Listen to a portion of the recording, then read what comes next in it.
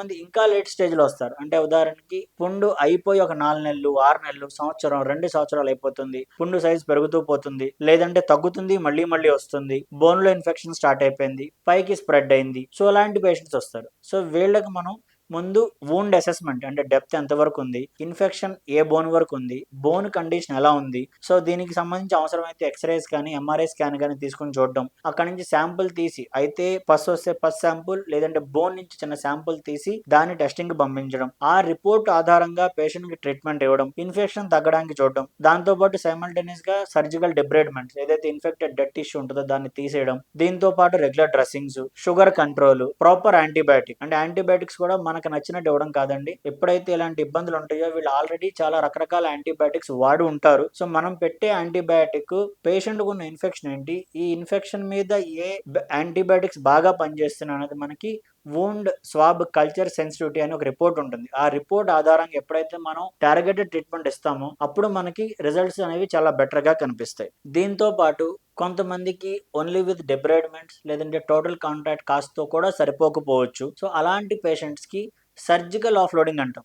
ఇందాక ఏదైతే మీకు టెండర్గ్లేస్ ని పర్క్యూటేనియస్ గా లెంథనింగ్ చేయడం అని చెప్పాను, అలాగే మన పాదం బరువు పెట్టి మనం నడుస్తున్నప్పుడు అరికాల నుంచి కావచ్చు, పైనుంచి కావచ్చు, వెనకాల చీలమండ దగ్గర కావచ్చు, మనకి చాలా టెండన్స్ ఉంటాయండి. ఏదైతే మన కాలు పిక్క భాగంలో మాంసం ఉంటుందో దాని నుంచి దారాలు లాంటివి వస్తాయి, వాటిని టెండన్స్ అంటాం. ఇవి మన అన్ని బోన్స్ దగ్గర, జాయింట్స్ దగ్గర అంటుకుని కండ కదిలినప్పుడు ఈ టెండాన్స్ కదలడం వల్లే అసలు మనకి ఒక మూమెంట్ అనేది, ఒక జాయింట్ కదలిక అనేది జరుగుతుంది. సో ఎప్పుడైతే ఈ షుగర్స్ వల్ల టెండాన్స్ సాగే గుణం కోల్పోయి స్టిఫ్ అయిపోతాయో అప్పుడు మనకి ఇలా ఉండాల్సిన పాదం ఇలా అయిపోవడం, వేళ్ళు ఇలా అయిపోవడం, లేదంటే అరికాల్లో మీరు చూసుకున్నట్టయితే మధ్య భాగంలో పైకి ఉంటుంది, అది అలా అలా ఉండకుండా ఇలా రివర్స్ లో అయిపోతుంది, రోకర్ బాటమ్ ఫుట్ అంటాం. సో వీటన్నిటికీ మెయిన్ కారణం ఏంటంటే టెండాన్స్ ఒకటి స్టిఫ్ అయిపోవడం, రెండు షుగర్ ఏదైతే మన ఎముకలు జాయింట్లలో చేరుకుపోతుందో దానివల్ల మన ఎముకలు వీక్ అయిపోవడం, జాయింట్లు సడలిపోయి ఇలా ఉండాల్సిన పాదం ఇలా అయిపోవడం, ఇవి జరుగుతాయి. సో ఇలాంటి పేషెంట్స్లో మనం ఎప్పటికీ ఓన్లీ మందులు, యాంటీబయాటిక్స్, డ్రెస్సింగ్స్తో దీన్ని మనం సరి చేయలేము. సో పాదాన్ని మళ్ళీ కుదిరినంత వరకు ఇది వరకు స్టేజ్కి తీసుకెళ్ళాలి అంటే మనం ఆఫ్ లోడింగ్ సర్జరీస్ అని చేస్తాం. సో దీంట్లో కూడా పేషెంట్కు ఉన్న ఇబ్బంది బట్టి ఏ జాయింట్ ఇన్వాల్వ్మెంట్ ఉంది, ఏ టెండాన్ ఇన్వాల్వ్మెంట్ ఉంది అనే దాని మీద ఆధారపడి దీంట్లో కూడా మనకి చాలా సర్జరీస్ ఉన్నాయి. సో ఇలా మనకి వోండ్ క్లీనింగ్, డ్రెస్సింగ్, డిబ్రైడ్మెంట్ కాకుండా టోటల్ కాంటాక్ట్ కాస్ట్ అని, ఆఫ్ లోడింగ్ సర్జరీస్ అని, ఒకవేళ మనకి రక్తనాళాల్లో పెచ్చులు కట్టడం వల్ల రక్త ప్రసరణే తగ్గిపోయి దానివల్ల అల్సర్లు అవుతుంటే ఆర్టీరియల్ అల్సర్స్ అని, సో దానికి సంబంధించిన మళ్ళీ డాప్లర్ స్కానింగ్, అవసరమైతే పేషెంట్కున్న తీవ్రత బట్టి ఎంఆర్ఐ స్కాన్ చేసి చూసుకుని రక్తనాళానికి ఎక్కడ ఇబ్బంది ఉంది, దానికి మందులతో ఏమైనా వైద్యం చేయడం కుదురుతుందా, లేదంటే మీరు కామన్గా వినే ఉంటారు గుండెల్లో రక్తనాళం పూడుకుపోవడం వల్ల స్టెంటింగ్ అయిందని, బైపాస్ సర్జరీ అయిందని వినుంటారు. అదే విధంగా అదే ప్రాబ్లం వల్ల మన కాళ్ళల్లో రక్తనాళాల్లో కూడా సిమిలర్ సర్జరీస్ కూడా జరుగుతాయండి.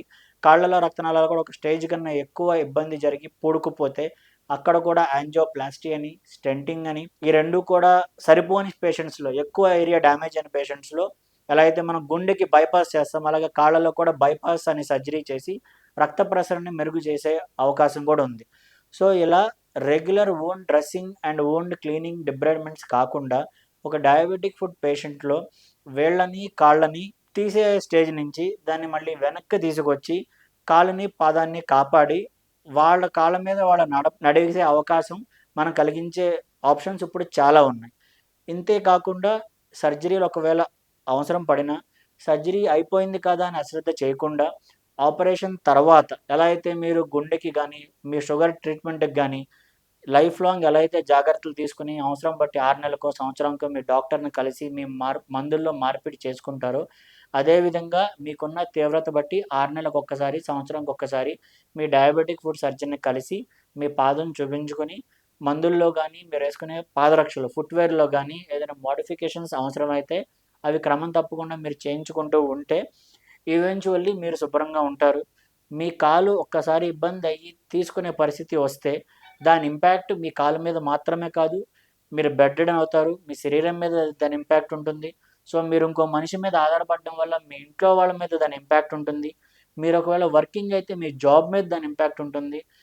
మిమ్మల్ని హాస్పిటల్కి తీసుకెళ్ళడానికి, మీకు ఒకవేళ కాలో వేళ్ళు తీస్తే మీకు సేవ చేసి పెట్టడానికి, రెగ్యులర్ బేసిస్ మీద డాక్టర్ దగ్గర తీసుకెళ్ళడానికి, అన్ఫార్చునేట్లీ ఫ్యూచర్లో మళ్ళీ ఇంకొక యాంపుటేషన్ అయితే మళ్ళీ దానికి ట్రీట్మెంట్ చేయించడానికి మీ ఇంట్లో వాళ్ళు కూడా ఫిజికల్లీ, మెంటల్లీ, ఫైనాన్షియల్లీ చాలా స్ట్రెయిన్ అవ్వాల్సిన అవసరం ఉంటుంది. సో మా ఇకిగాయ్ క్లినిక్స్ అనేది మేము స్టార్ట్ చేయడానికి ఒక ముఖ్య ఉద్దేశం, ఏదైతే పేషెంట్ ఫిజికల్‌గా కానీ, ఫైనాన్షియల్‌గా కానీ ఒక ఎఫర్ట్ పెట్టాల్సిన అవసరం పడుతుందో, ఆ పెట్టే ఎఫర్ట్ వేలుని, కాలుని కాపాడుకోవడానికి పెట్టండి. తీయించుకుని జీవితాంతం ఇబ్బంది పడడానికి కాదు. సో మరిన్ని ఇలాంటి వీడియోస్ కోసం ఎప్పుడూ టచ్‌లో ఉండండి. Through our YouTube channel and Instagram handles. From Ikigai clinics Kondapur, doctor Manikanth Karmuri.